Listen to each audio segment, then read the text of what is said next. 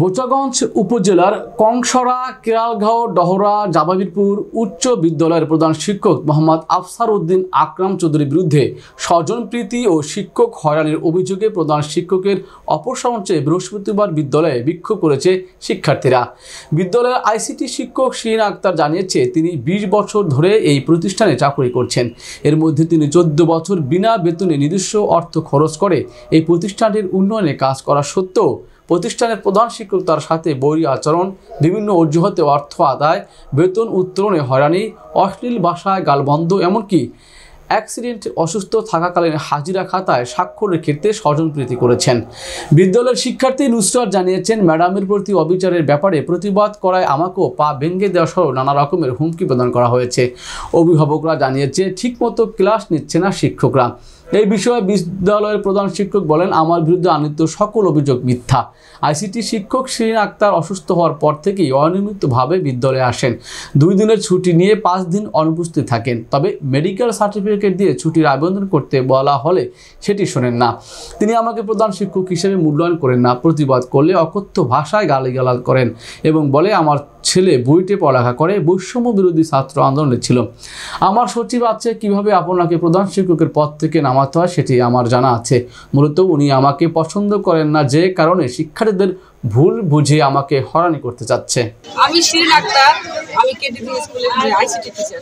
তো আমি 20 বছর ধরে এখানে জব করতেছি। 14 বছর বিনা বেতনে পরিশ্রম করছি। 14 বছরের ইচ্ছা আমাকে কোনো কিছু পারিশ্রমিক দেয়নি।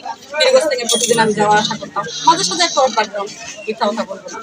তো আমার কিন্তু এই যে ঘর করছি, ওই ঘরটা আমি করছি, তুলছি, তারপরে কারেন্ট আনছি আমি। আমার কাছে অনেক হয়রানি করেছে, অনেক পরেশানি করেছে, অনেক নির্যাতন করেছেন উনি, শারীরিক, মানসিক সব দিক দিয়ে নির্যাতন করেছেন আমার সাথে। তারপরে উনি দফায় দফায় আমার কাছে টাকা নিয়েছেন, ধাপে ধাপে নিয়েছেন, যেটা আমার আইসিটি বলে যে অ্যালগরিদম, সেই হিসাবে উনি আমার কাছে টাকা নিয়েছেন। এটা কাজ করবে, ওটা কাজ করবে, মঞ্জুরি করবে, এটা করবে, সেটা অনেক টাকা নিয়েছেন উনি। দুর্নীতি করেছেন আমার সঙ্গে, আমাকে অনেক হয়রানি করেছেন। আমি স্টুডেন্ট, আমার নাম নুসরাত আক্তার, আমি কেডিজি উচ্চ বিদ্যালয়ে পড়ি, আমি 8ম শ্রেণীর ছাত্রী। যখন আমি স্কুলে আমাদের ম্যামকে যখন গালি দেওয়া হয়, তখন আমরা তো ক্লাসে ছিলাম। ক্লাসে যাওয়ার পর আমি গালি দিতে আমরা প্রথমে শুনি নাই। তখন আমাদেরকে ক্লাসরুমে আমরা বসে থাকি, তখন আমরা তখন একটু বের হতে চাই, তখন আমাদেরকে গালি দিয়ে বের হচ্ছে কেন, আমাদেরকে বের হতে দেয় না। পরে আমরা শুনতে পাচ্ছি যে ম্যাম কান্না করতেছে, ম্যামকে মাকে বলে গালি দিছে, নাঙ্গাহি বলে গালি দিছে। তখন আমরা বললাম, আমাদের মাকে গালি দেওয়া মানে আমাদেরকে গালি দেওয়া। এটা শিক্ষা প্রতিষ্ঠান, এখানে আমরা কিছু শিখতে আসি। আজকে আমাদের মাকে গালি দেওয়া মানে আমাদেরকে গালি দেওয়া। আজকে শিক্ষা প্রতিষ্ঠানে ওভাবে বলছে, আমরা কি শিক্ষা নিব? শিক্ষা প্রতিষ্ঠানে এগুলোকে আমরা শিক্ষা নিব? আমরা অন্য কিছু নেবো না। আবার আমাকে বলতেছে, আমি যদি সত্যের পক্ষে থাকি তাহলে আমার পাগুলো ভেঙে দিবে। আমার বেটি ক্লাস 8-এ পড়ে। আমার বেটি এমন ছাত্রীরা পড়তেছে এখানে, পড়ার কোনো যে একটা যে আগ্রহ, স্কুলে আসতে চায় না বাচ্চারা। কেন আসতে চায় না? পড়া হয় না কেন? বেটি কথা মাস্টারগুলো পড়া নিচ্ছে না, ঠিক দুই তিন দিন না, 2 মাস পিছিয়ে, জুলাই কিছুদিন পিছিয়ে করার পর আমি জিনিসটা আইনগত হবে, জিনিসটা আমি জানি না। মাধ্যমিক সাথে গেছি, তার এই পক্ষী দিচ্ছে, এটা কেমন কি বলা যায়? পক্ষী টিচার দেখে হয় আইসিটি ব্যাপার, যেহেতু মানবিক দৃষ্টিতে অ্যাক্সিডেন্ট করছে প্রতিষ্ঠানে আমি দেখছি। আমার সহযোগিতা আছে, আমার পাঠাই দিচ্ছি, তার সহযোগিতা করা বাইক পৌঁছা দিয়ে আসছে। এখন মেডিকেল লিভ নিতে গেলে তাকে তো সার্টিফিকেট জানাতে হবে, অবশ্যই আমাদের জানাতে হবে তো যে আমার এতদিনের ছুটির দরকার। সার্টিফিকেট দিয়ে মেডিকেলের হাফ বেতনে আছে, ফুল বেতনও আছে, বিভিন্ন মেডিকেলের লিভ নেওয়ার একটা বিধিবিধান আছে, সেটা তো সে অগ্রসর করে না। আমার স্যার যে অ্যাসিস্ট্যান্ট, উনি ফোন দিচ্ছে যে তুমি মেডিকেল লিভটা নিয়ে থাকো। আমারও কেউ আসে, অভিজ্ঞতা যদি কেউ চিঠি আসে, তো আমি কৈফিয়ত দিব কি? যেহেতু আইসিটি টিচার, মারাত্মক সাবজেক্ট একটা, আমি কোনো ভাষায় কোনো কথা বলিনি।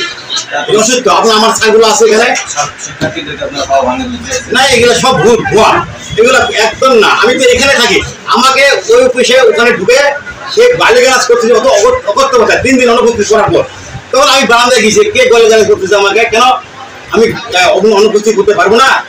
উনি 3 দিন ধরে নাই, আগে 2 দিন ছুটি নিয়েছে, আবার 3 দিন 5 দিন নাই, আমি অ্যাবসেন্ট করতে পারবো না? এই কথাগুলো আমি বলছি।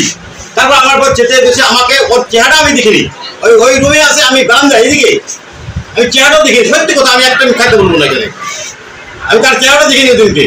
আমি স্কুলের প্রতিষ্ঠাতা, আমার কাজে হচ্ছে স্কুলকে গড়ানো, প্রথম থেকে গড়াচ্ছি আমি স্কুল।